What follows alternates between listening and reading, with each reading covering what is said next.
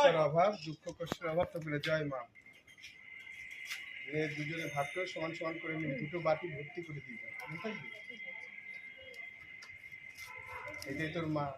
আর সে কি জানি বলে দুজনে ওই আজকেই বাড়িতে বসিয়ে নিবি।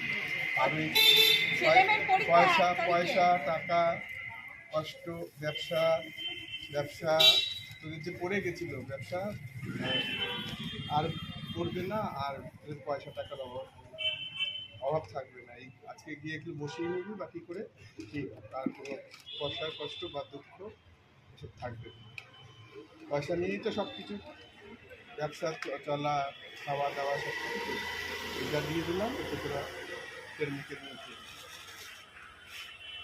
মায়ের চুড়িদার দিয়ে দিলাম, এতেই ঠিক হয়ে যাবে সব। বলছি পেন দুটো একটু পড়ে দাও, ওর ছেলে মেয়ের পরীক্ষা 1 তারিখ থেকে, ওই দুটো একটু ইয়ে করে দাও। তোর মাথায় তো কিছুই ঢোকে না, ওই জন্য তো গবেট দুটোকে একটু ঝাড়িয়ে দাও। পরীক্ষার সময় কিছুই পারে না।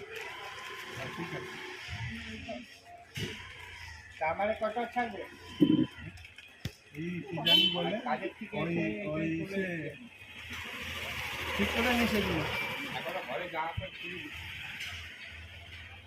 পয়সার অভাব, দুঃখ কষ্টের অভাব তো বলে জয় মা। দুজনে ভাগ করে সমান সমান করে নিন, দুটো বাটি ভর্তি করে দিই। এটাই তোর মা। আর সে কি জানি বলে দুজনে ওই আজকেই বাড়িতে বসিয়ে নিবি। আর ওই